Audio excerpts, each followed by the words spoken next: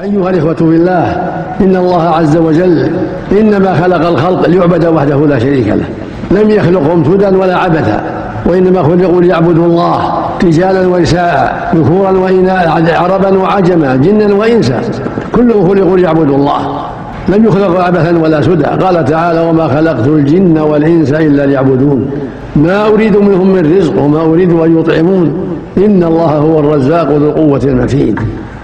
وهذه العبادة التي خلقوا لها قد أمرهم بها جل وعلا، فقال سبحانه: يا أيها الناس اعبدوا ربكم الذي خلقكم والذين من قبلكم لعلكم تتقون. وبعث بها الرسل عليهم الصلاة والسلام، فقال تعالى: ولقد بعثنا في كل أمة رسولا أن يعبدوا الله واجتنبوا الطاغوت. قال عز وجل: وما أرسلنا من قبلك من رسول إلا نوحي إليه أنه لا إله إلا أنا فاعبدون. قال تعالى: أيحسب الإنسان أن يترك سدى، أي مهملا معطلا لا يؤمر ولا ينهى؟ كلا.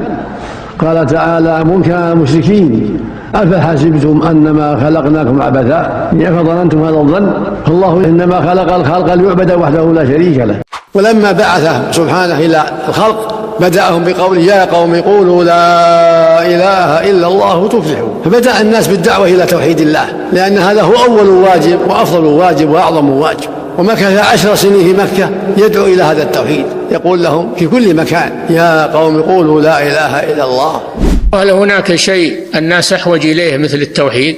أبدا، لأن التوحيد هو أساس الدين وهو أساس الملة، فبدون التوحيد ليس هناك دين، ليس هناك دين بدون التوحيد. والتوحيد هو هذا: توحيد الربوبية وهو توحيد الله بأفعاله سبحانه، وتوحيد الألوهية وهو توحيد الله بأفعال العباد التي يتقربون بها إليه. توحيد الأسماء والصفات وهو أن تثبت لله ما أثبته أو أثبته له رسوله صلى الله عليه وسلم من غير تحريف ولا تعطيل ومن غير تكييف ولا تمثيل. هذا هو التوحيد الذي أنت بحاجة إليه، أحوج من الطعام والشراب والهواء، لأنه بدون التوحيد لا قيمة للحياة. الله أيها الإخوة بتحقيق التوحيد، فإن بتحقيق التوحيد تصلح الأعمال وتطيب الأحوال ويزول السوء، وبالخلاف في التوحيد تفسد الأعمال والأحوال. يأتي أناس يقول: ما أهمية هذا التوحيد الذي دائما تقولونه، دائما ترددونه، ما أهميته في حياة الناس؟ له أعظم الأثر في الدنيا وفي الآخرة. أما أثره في الدنيا فهو الحياة المطمئنة: من عمل صالحا من ذكر أو أنثى وهو مؤمن فلنحيينه حياة طيبة. وفي الآخرة أعظم أثر أن تموت وأنت لا تشرك بالله شيئا. من مات لا يشرك بالله شيئا دخل الجنة.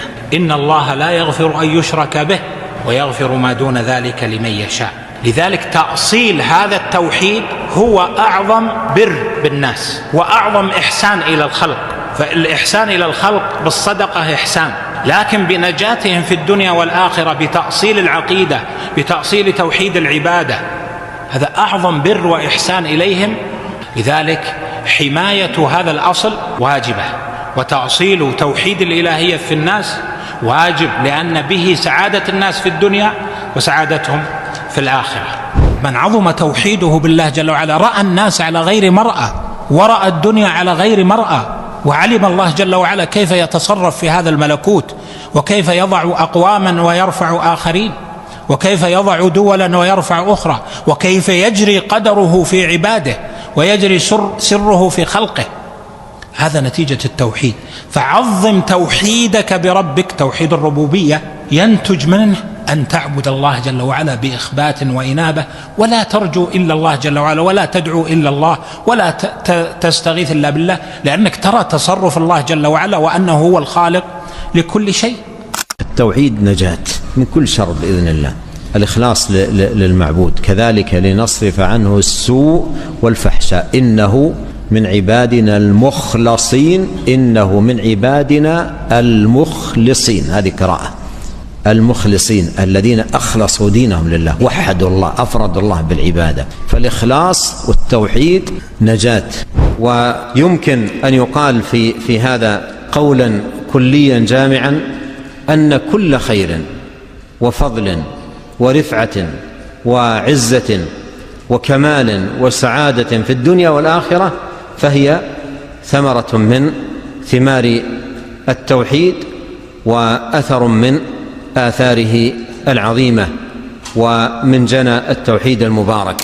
هذا هو التوحيد الذي أنت بحاجة إليه، أحوج من الطعام والشراب والهواء، لأنه بدون التوحيد لا قيمة للحياة.